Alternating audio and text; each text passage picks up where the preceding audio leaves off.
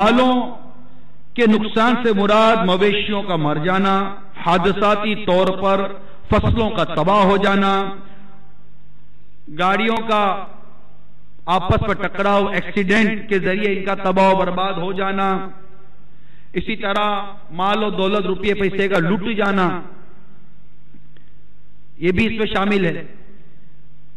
اور جانوں کے نقصان سے جو مراد ہے وہ دوستوں رشتہ داروں کی موت ہے، اور ثمرات کے نقصان سے مراد اولاد کی موت بھی بتایا گیا ہے۔ یعنی یہ بھی ایک وضاحت اس آیت کریمہ کے تحت تفسیر میں کی گئی ہے۔ حضرت سیدنا خباب رضی اللہ تعالی عنہ فرماتے ہیں کہ ایک روز نبی اکرم نور مجسم شاہ بنی آدم صلی اللہ تعالی علیہ وآلہ وسلم کعبہ مشرفہ کے سائے میں اپنی چادر سے تکیہ لگائے تشریف فرماتے، چادر سے ٹیک لگائے تشریف فرماتے کہ ہم پیارے آقا صلی اللہ تعالی وسلم کی بارگاہ میں حاضر ہوئے، عرض کی آقا ہم پر مصائب کی حد ہو گئی، کیا آقا ہمارے لیے دعا نہیں فرماتے؟ میرے آقا مدینے والے مصطفیٰ صلی اللہ تعالی علیہ وآلہ وسلم نے فرمایا یہ مصیبتیں صرف تم ہی برداشت نہیں کر رہے، یہ مصیبتیں صرف تم ہی برداشت نہیں کر رہے ہو، بلکہ تم سے پہلے کفار کا یہ طریقہ تھا کہ مومن کو پکڑتے، اس کے لیے گڑھا کھودتے، پھر اس گڑھے میں اسے کمر تک گاڑ دیتے، پھر آری لا کر اس کے سر پر چلائی جاتی اور کاٹ کر اس کے دو حصے کر دیے جاتے، بعض پر لوہے کی کنگیاں چلائی جاتی، ان کے گوشت اور ہڈیوں کو ادھیڑ کر رکھ دیا جاتا، اس کے باوجود مومن اپنے دین پر ثابت قدم رہتے۔ ایک خباب اللہ عز و جل کی قسم یہ دین اسلام ہر سو پھیلے گا، اس کے ضلع ہمایوں میں اتنا امن و امان ہوگا کہ صنعاء سے چل کر ایک شخص حضر موت تک سفر کرے گا، یہ دونوں جگہوں کے نام ہیں، سفر کرے گا اور اللہ کے سوا اسے کسی کا خوف نہ ہوگا۔ پھر آقا نے فرمایا لیکن تم جلد بازی سے کام لیتے ہو۔ تو پچھلی قوموں پر بھی آزمائشیں آئی ہیں، انہی آزمائشوں میں سے سورۃ البروج جو کہ 30 پارے میں ہے، اس کی آیت نمبر 4 سے ایک مضمون شروع ہوتا ہے، قتل اصحاب الاخدود، کھائی والوں پر لعنت ہو۔ اس کے تحت ایک بڑا ہی لرزہ خیز واقعہ نقل کیا جاتا ہے، چنانچہ ان کے بارے میں لکھا گیا ہے کہ حضرت سیدنا صہیب رومی سے روایت ہے کہ اگلی امتوں میں ایک بادشاہ تھا جو خدائی کا دعویٰ کرتا تھا۔ ایک جادوگر اس کے دربار کا بہت ہی مقرب تھا۔ ایک دن جادوگر نے بادشاہ سے کہا میں اب بوڑھا ہو گیا ہوں، لہذا تم ایک لڑکے کو میرے پاس بھیج دو تاکہ میں اس کو اپنا جادو سکھاؤں۔ چنانچہ بادشاہ نے ایک ذہین لڑکے کو جادوگر کے پاس بھیج دیا۔ لڑکا روزانہ جادوگر کے پاس آنے جانے لگا، راستے میں ایک صاحب ایمان راہب رہتا تھا۔ لڑکا ایک دن اس راہب کے پاس کچھ دیر کے لیے بیٹھ گیا، اس راہب کی باتیں لڑکے کو بہت پسند آ گئی، چنانچہ لڑکا جادوگر کے پاس آنے جانے کے دوران روزانہ راہب کے پاس بھی بیٹھنے لگا۔ ایک دن لڑکے نے دیکھا کہ ایک بہت بڑا اور نہایت خوفناک جانور کھڑا انسانوں کا راستہ روکے ہوئے ہے۔ لڑکے نے یہ منظر دیکھ کر اپنے دل میں کہا کہ آج یہ ظاہر ہو جائے گا کہ جادوگر افضل ہے یا راہب۔ چنانچہ اس لڑکے نے ایک پتھر اٹھا کر یہ دعا مانگی، یا اللہ عز و جل اگر تیرے دربار میں راہب کا مذہب مقبول اور جادوگر کا مذہب مردود ہو تو اس جانور کو اس پتھر سے ہلاک فرما دے۔ یہ دعا کر کے لڑکے نے جانور کو پتھر دے مارا پتھر لگتے ہی وہ بہت بڑا جانور مر گیا اور لوگوں کا راستہ کھل گیا۔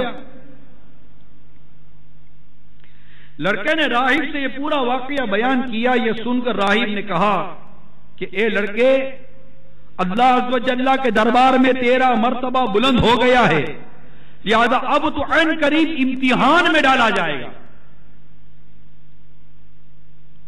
اس لیے کسی کو میرا پتہ نہ بتانا، اور امتحان اور آزمائش کے وقت صبر کرنا۔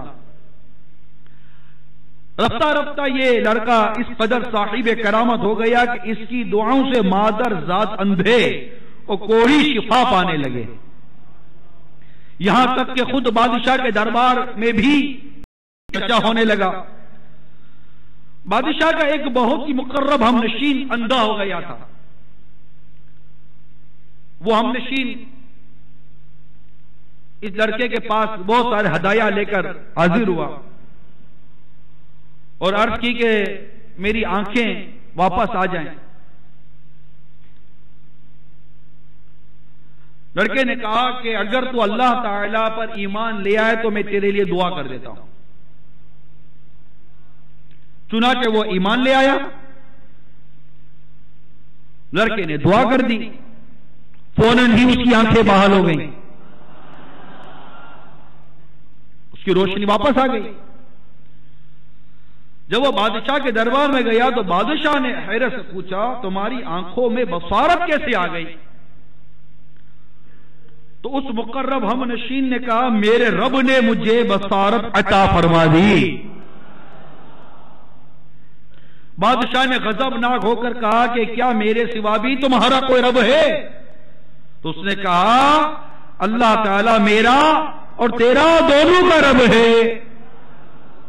بادشاہ نے اس کو طرح طرح کی سزائیں دے کر پوچھا کہ کس نے تجھے یہ بتایا ہے؟ آخر اس نے اس لڑکے کا نام بتا دیا۔ پھر بادشاہ نے لڑکے کو قید کر کے اس کو اس قدر مارا پیٹا کہ اس نے راہب کا نام بتا دیا۔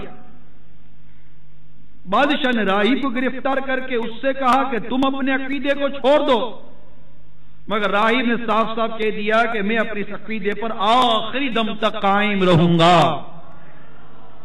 یہ سن کر بادشاہ آگ بگولا ہو گیا اور اس نے راہب کے سر پر آڑا چلوا کر اس کے 2 ٹکڑے کر دیے۔ اس کے بعد بادشاہ نے اپنے مقرب ہم نشین کے سر پر بھی آڑا چلوا دیا اور اس کے بھی 2 ٹکڑے کر دیے گئے۔ پھر لڑکے کو سپاہیوں کے سپرد کیا اور حکم دیا کہ اس کو پہاڑ کی چوٹی پر چڑھا کر اوپر سے نیچے لوٹا دو۔ لڑکے نے پہاڑ پر چڑھ کر دعا مانگی تو ایک زلزلہ آیا اور بادشاہ کے سپاہی زلزلے کے جھٹکوں سے ہلاک ہو گئے۔ لڑکا سلامتی کے ساتھ پھر بادشاہ کے سامنے آ کر کھڑا ہو گیا۔ پھر بادشاہ نے غیظ و غضب میں بھر کر حکم دیا اس لڑکے کو کشتی میں بٹھا کر سمندر میں لے جاؤ اور بیچ سمندر میں لے جا کر اس کو سمندر میں پھینک دو۔ چنانچہ بادشاہ کے سپاہی اس کو کشتی میں بٹھا کر لے گئے۔ پھر جب لڑکے نے دعا مانگی تو کشتی غرق ہو گئی اور سب سپاہی ہلاک ہو گئے۔ لڑکا پھر صحت اور سلامتی کے ساتھ بادشاہ کے سامنے آ کر کھڑا ہو گیا۔ بادشاہ حیران رہ گیا۔ پھر لڑکے نے خود بادشاہ سے کہا اے بادشاہ اگر تو مجھ کو شہید کرنا چاہتا ہے اس کی صرف ایک ہی صورت ہے کہ تو مجھ کو سولی پر لٹکا کر بسم اللہ رب الغلام پڑھ کر مجھے تیر مار۔ چنانچہ اسی ترکیب سے بادشاہ نے اس لڑکے کو تیر مار کر شہید کر دیا۔ یہ منظر دیکھ کر ہزاروں کے جتیوں نے بلند آواز سے اعلان کرنا شروع کر دیا کہ ہم اس لڑکے کے رب پر ایمان لے آئے۔ بادشاہ غصے میں بوکھلا گیا اور اس نے گڑھا کھدوا کر اس میں آگ جلوائی۔ جب آگ کے شعلے خوب بلند ہونے لگے تو اس نے اہل ایمان کو پکڑوا کر اس آگ میں ڈالنا شروع کر دیا، یہاں تک کہ 77 مومنین کو اس نے آگ میں جلا ڈالا۔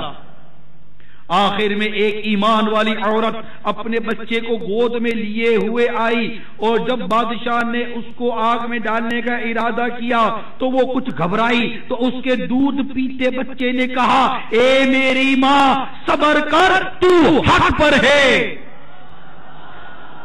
بچے کی آواز سن کر اس کی ماں کا جذبہ ایمان